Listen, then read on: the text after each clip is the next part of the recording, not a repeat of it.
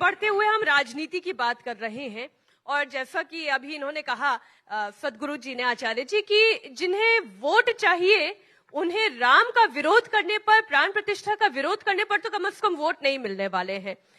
लेकिन असदुद्दीन ओवैसी जैसे नेता हैं, वो ये कहते हैं कि संघ के पास मस्जिदों की पूरी एक लिस्ट तैयार है और एक एक करके वो हमें सबसे किनारे कर देंगे। ये उनके मन का डर है। उन्हें ये डर है कि अयोध्या, अयोध्या के बाद मथुरा, मथुरा काशी, एक एक करके एक पूरी लिस्ट तैयार है। मैं मीनाक्षी जी कहना चाहूंगा कि कुछ डर अच्छा होता है। ये वो देश है भारत, जब सही रास्ते पे चलता है तो ये देश एपीजे अब्दुल कलाम को राष्ट्रपति बनाता है। ये वो देश है जो अब्दुल कलाम आजाद को शिक्षा मंत्री बनाता है।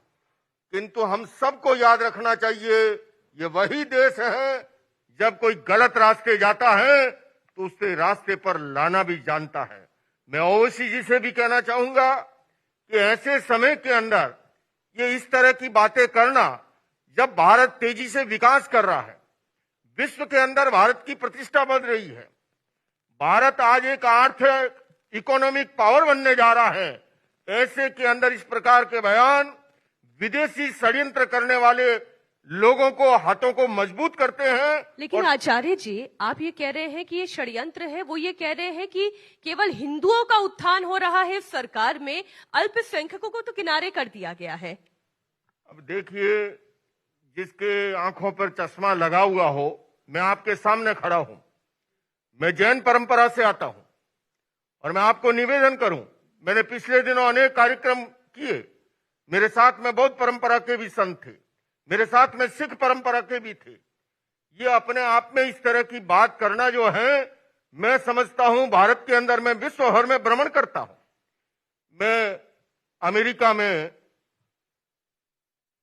एप्पल्स के सीईओ टिम कुक के घर पे एक बैठक थी, मीनाक्षी जी, मैं कहना चाहूंगा बहन हिलेरी क्लिंटन के साथ। उन्होंने मुझसे पूछा कि मुनि जी, प्रधानमंत्री नरेंद्र मोदी जी के आने के बाद आप क्या बदलाव महसूस करते हैं? मैंने उस समय जो उत्तर दिया था, आपसे भी कहना चाहूंगा कि देश को जब एक विजनरी नेतृत्व मिलता है, कोई भी समाज या देश हो, वो आगे बढ़ता है।